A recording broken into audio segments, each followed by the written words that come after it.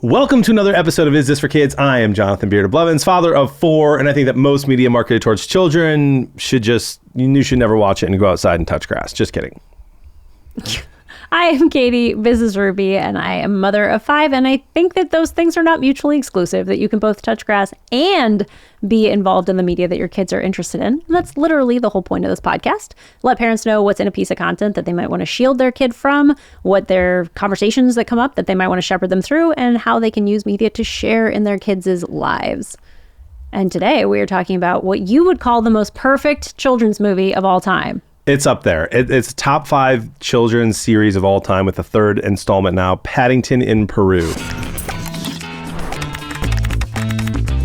Don't quote me on this, but last I checked, Paddington 1 and 2 both had, Paddington 1 had a perfect score on Rotten Tomatoes, 100%. 2 may have had 99, but also maybe 100. And this one I think sits at like 94. 90. As of this morning, yeah. Okay. Yep. It's getting very, very good reviews. Do you want to give it...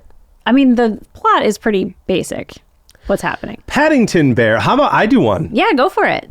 Paddington Brown is a bear who is found in the rainforest of Peru by his Aunt Lucy, and she saves his life and ends up shipping him to London, where he meets this awesome family that takes him in. He causes chaos. It's adorable. They go on many adventures.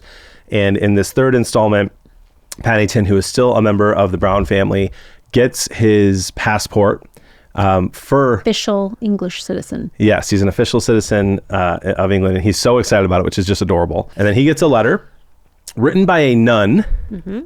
The Reverend Mother. We have to have a whole conversation about that eventually, but right now, saying that she's worried about his Aunt Lucy in Peru. She's at a retirement home for bears run by these nuns. And so he and the family decide to go on an adventure to go find out what's going on with Aunt Lucy. When they get there, she's missing. And he is now sent on this kind of wild goose chase to find El Dorado. And he is looking for his Aunt Lucy the entire time. Adventure ensues. Indeed. I did a good job there. Yeah. You might mention that they were being transported by a riverboat captain. They were being transported by Antonio Banderas, Zorro. Oh, he was, yeah. He was Zorro. I was like, not in this movie, but yes. He was Zorro. And his daughter, who have a gold addiction that runs rampant in their family. Family gold addiction going back generations. Who doesn't, you know? Sure. Honestly, which they joke about.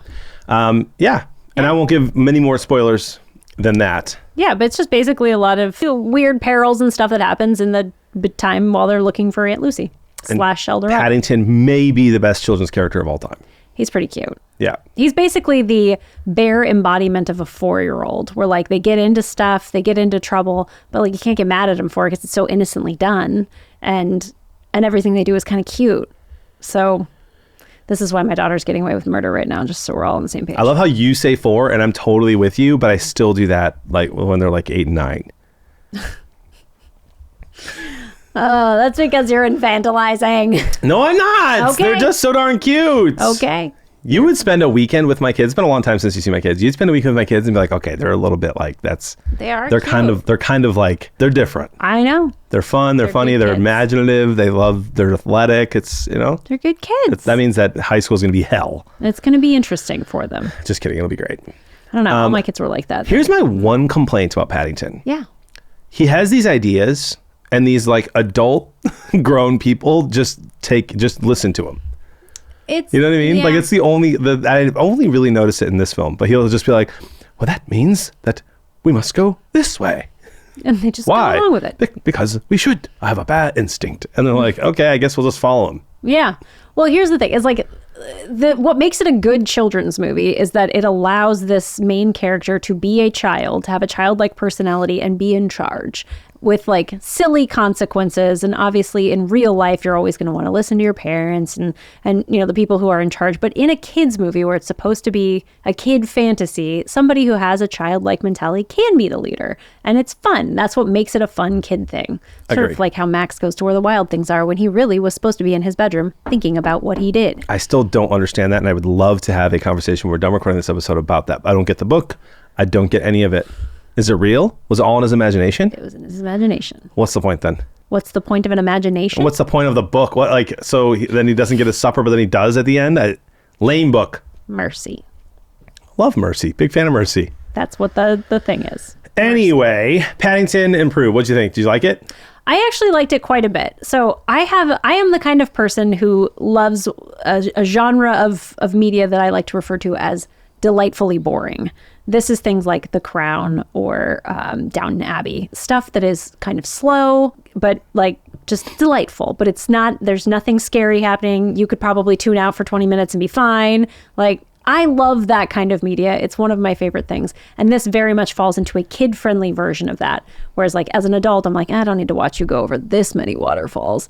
But kids think it's fun. So it's great. I really enjoyed that. Interesting. Agree. Anything that you would shield? I don't think there's anything in there that I would shield a kid from. There's no swears. There's no nudity. Or Paddington never wears pants, but he's a bear. Chill. So it's sort of like when we did Lion King, I was like, there's no nudity or it's all nudity. Yeah. So yeah, no drugs, no swearing, there's some mild innuendo, but even most of it, like I didn't even catch. You had to explain it to me later. And I was like, I don't think that's what they were going for. So it was just so mild. There's definitely a joke in the movie that they knew what they were doing, but it will go over everyone's head. It went over my head. Put it in the Instagram comments. Put it in the Instagram comments if you notice it. Yeah. Is this for kids? Tell us what the joke was. Tell us what the joke was. I will say this movie compared to the other two has way more peril, more innuendo, more scary moments, although totally fine for all ages in my opinion. But compared to the first two, like it was interesting that they went in a little bit of a different direction, which I actually think might be the reason that it got a little bit less of a score on Rotten Tomatoes. But I still think it was awesome. Not much to shield your kid from at all. What about Shepherd? I didn't think of any conversations really that came up other than like sort of a nature versus nurture thing. Like we have this whole family that has this lifelong addiction to gold, right? When they get a taste of gold, they abandon their whole family and they go looking for it. They don't care who they hurt in the pursuit of this greed. And then it comes to the end where the person has to develop some discipline, right? So this is a question of like, just because something is your nature, you are naturally inclined toward a certain behavior or a certain thing, doesn't mean that you need to give into it, doesn't mean that it's good, and doesn't mean that you shirk, learning discipline. So I think that would be a great conversation to have with a kid, like, especially if it's a little tiny kid who's like, oh, but mom, I want to touch the stove that you said was hot. You're like, no, I understand that that's what your impulse is, but it's important that you learn. Remember how the guy in Paddington did, blah, blah, blah, blah. I think it's good.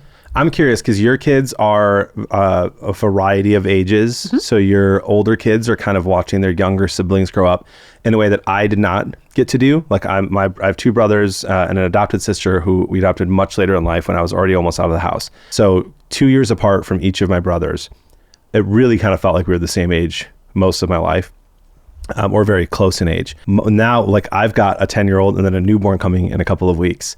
And I feel like already my kids are able to have more conversations about reflecting on where we are as a family, like looking at the stages of life. My oldest like misses when he could rock his sister and he remembers that. And like, I didn't get to ever do that. Do you feel like that is having an impact on your family? Because I thought that was one of the most interesting things about this movie is the whole movie is about the mom and the dad, mostly the mom though, thinking about how her family's growing up and it's changing, and she misses when they were on the couch together and they could all fit on one couch, and she's having a hard time letting go of her daughter to college, and they're trying to kick their son out because he needs to grow up a little bit.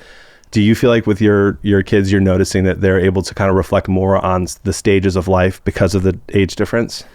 I don't know if the kids are able to do it as well. I mean, they do. My older daughter, because we got married very, very young, and so my oldest daughter kind of grew up with us a little bit. We were 23 years old when she was born. And so she remembers like when we were completely broke and we were struggling to do things. And she's like, oh, Mary gets new shoes whenever she needs them. I had to like go to Goodwill and get new shoes. This is ridiculous. Like a little bit of that. But I've really identified with the mom the whole way through the entire thing because my oldest kid, like I went to this movie with my 4-year-old daughter and my 16-year-old daughter and her boyfriend.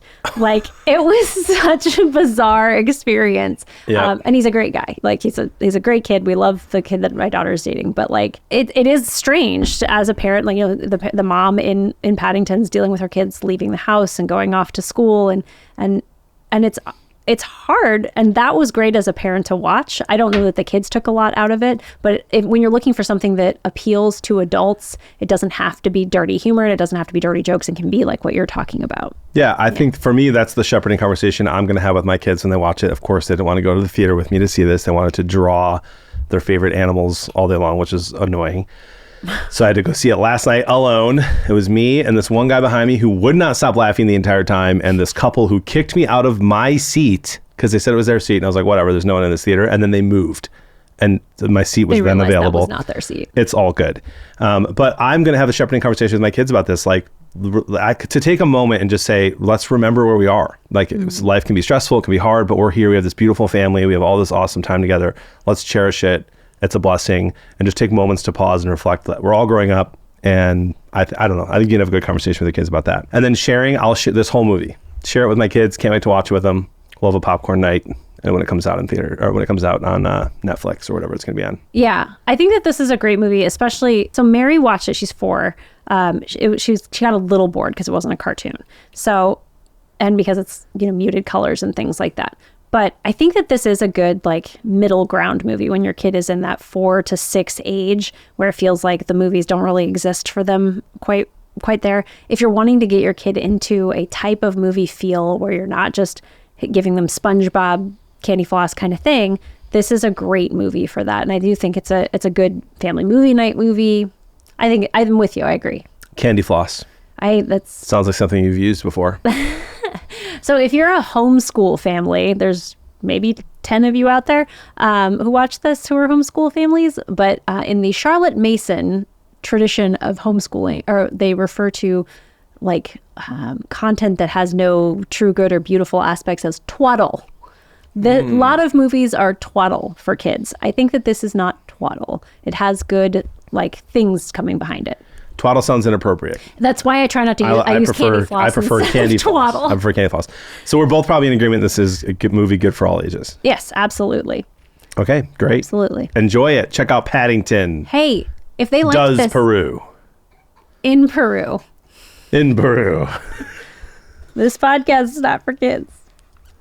Hey, if they liked this episode and they wanted to have more like it, where would they find it? Go to isthisforkids.com. Everywhere that we are is there. Check it out. Go on YouTube and Instagram and let us know what we should review next. Yes. And hey, there is just so much content for us to navigate as parents. I'm Jonathan Beard of Blevins. I'm Katie, MrsRuvi. Let us help you decide. Is this for kids?